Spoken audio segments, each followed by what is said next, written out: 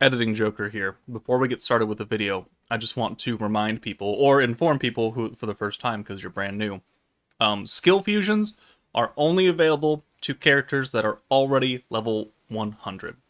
And that is probably one of the worst aspects of this entire goddamn game.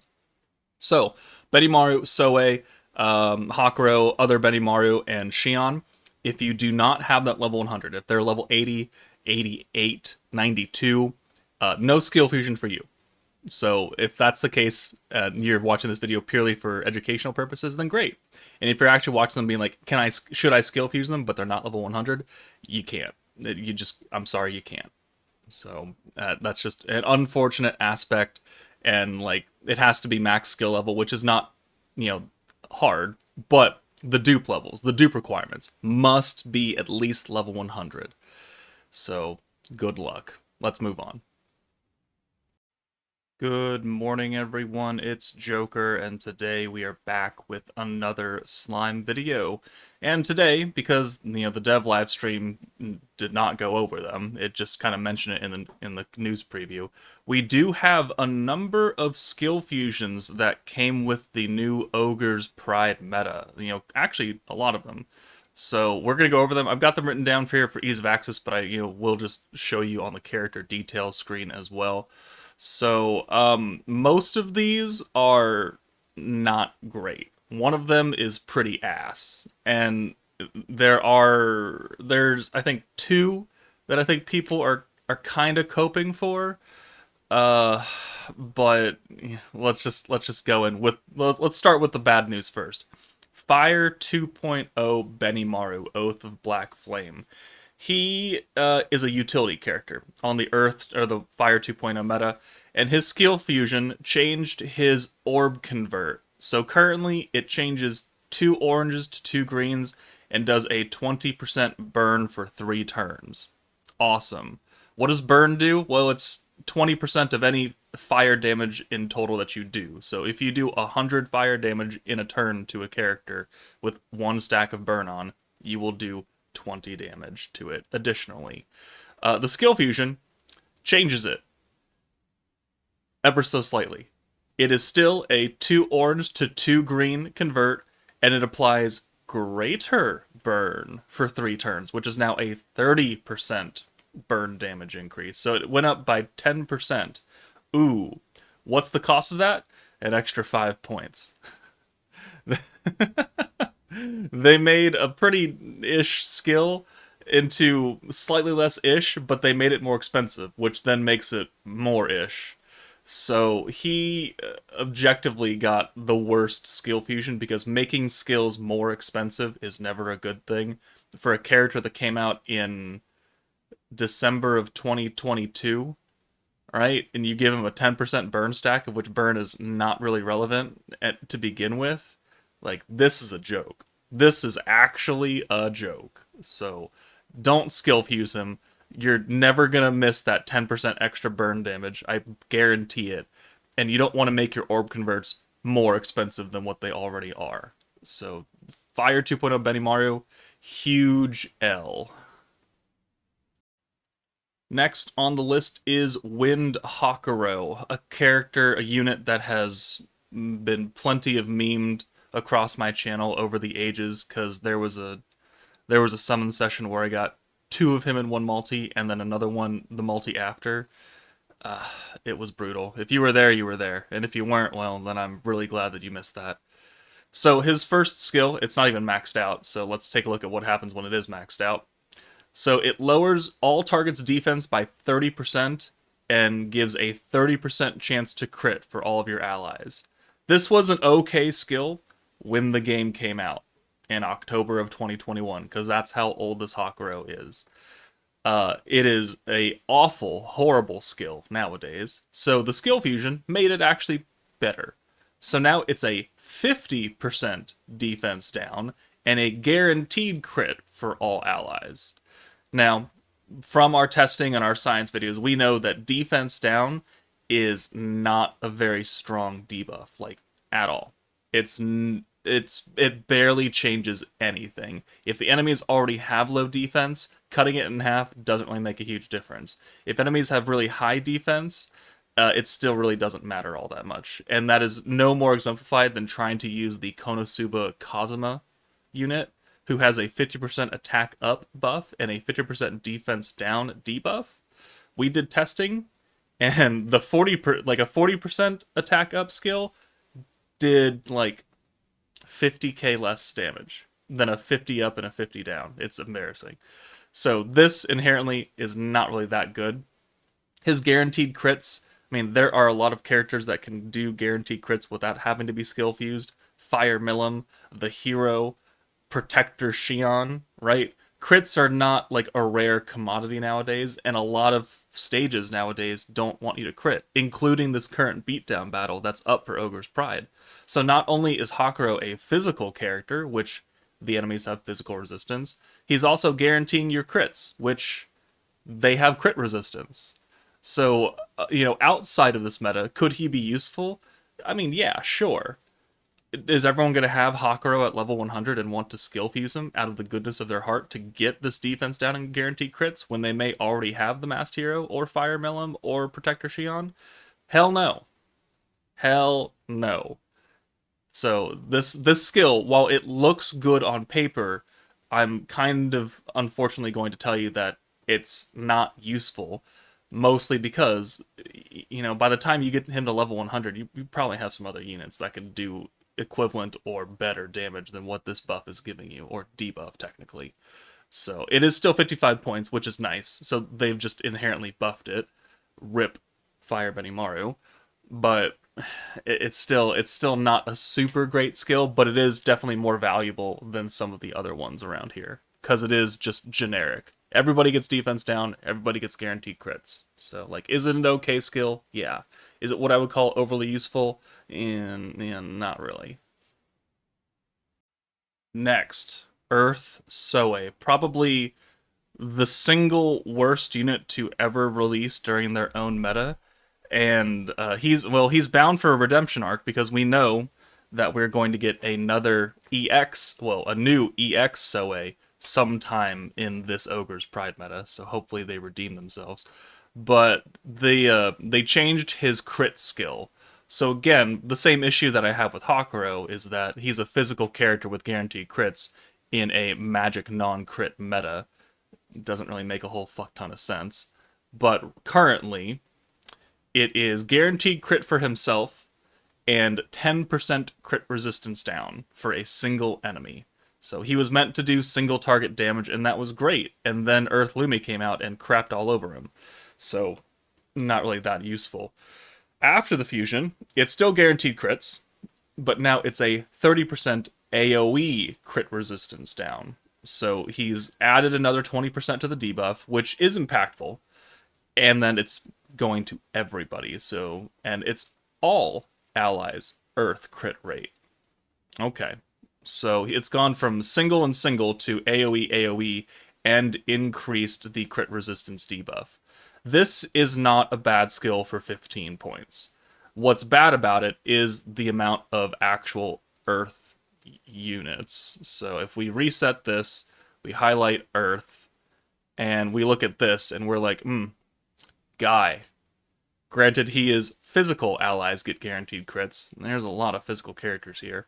Rimuru is here, giving Earth and Fire guaranteed crits and lowering crit resistance by 100%, but he's premium summonable. If you didn't pull for him, which I don't recommend people have done, then you don't have him.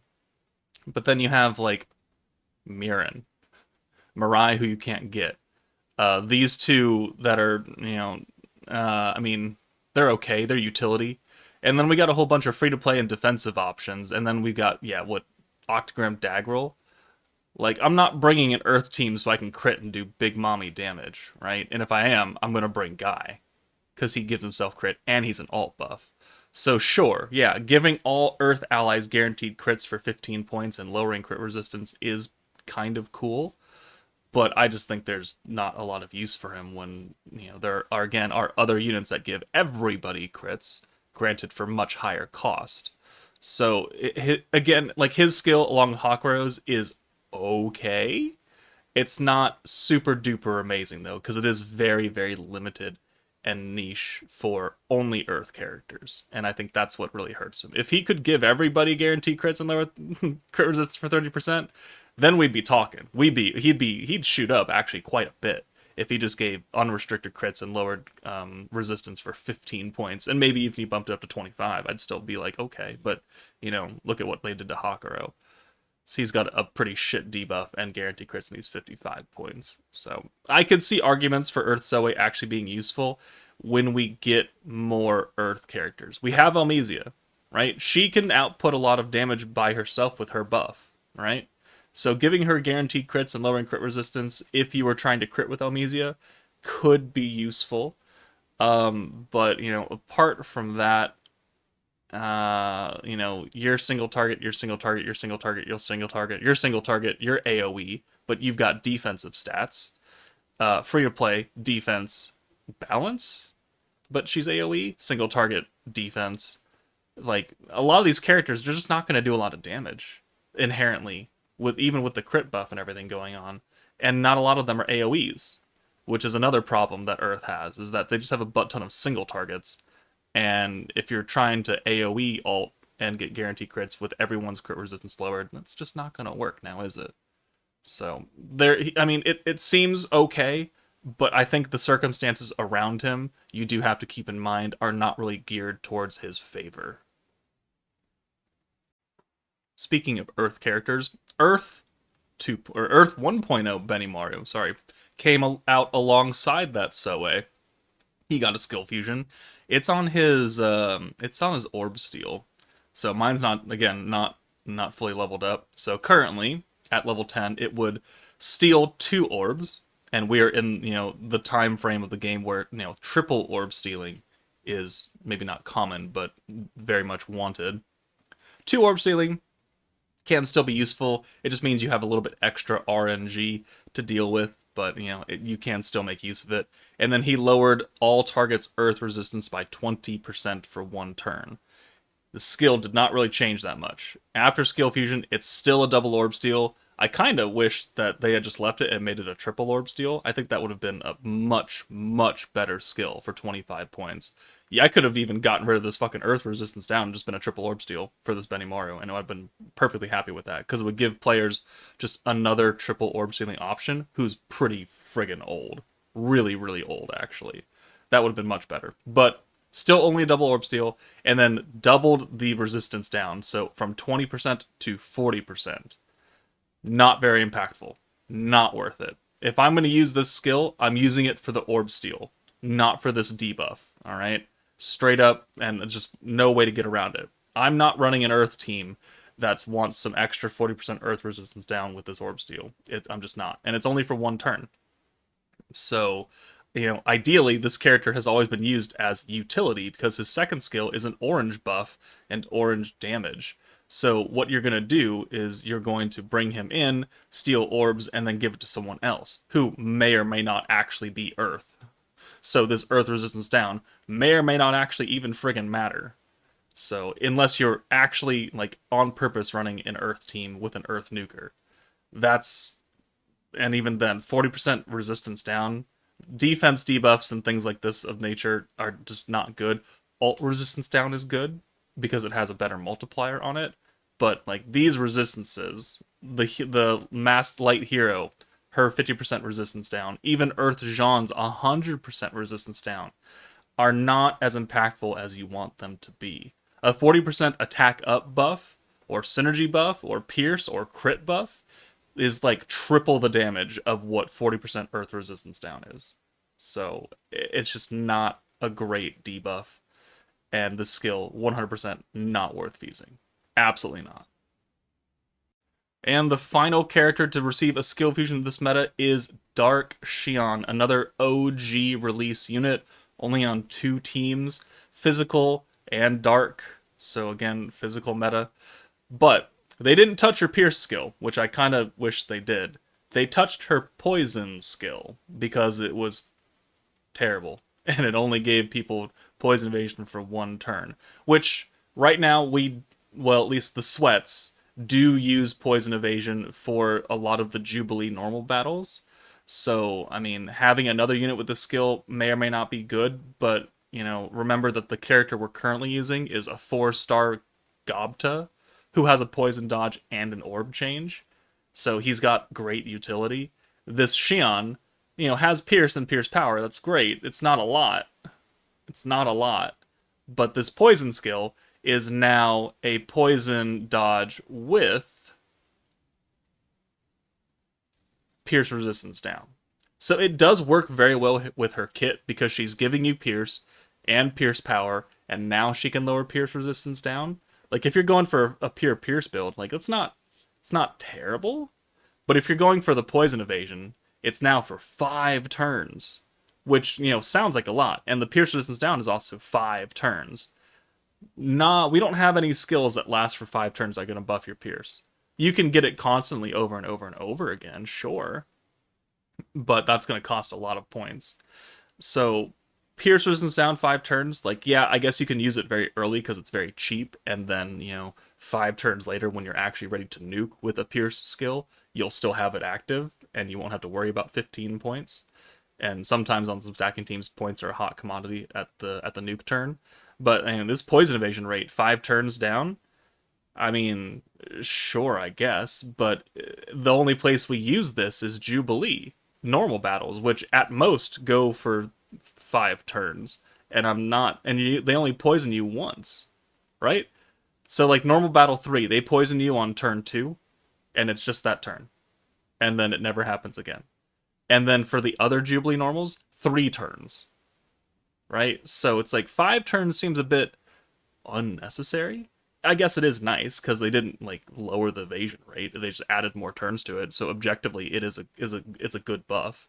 So this skill, I mean, is useful only really for the hardcore Jubilee sweats, though, because if you're not sweating in Jubilee and you don't really give a fuck, then you're not even worrying about dodge like poison evasion, right? You're just worried about hitting or attempting to hit that 1.4 million damage cap to get the most points out of there, and you could give 2 shits about poison.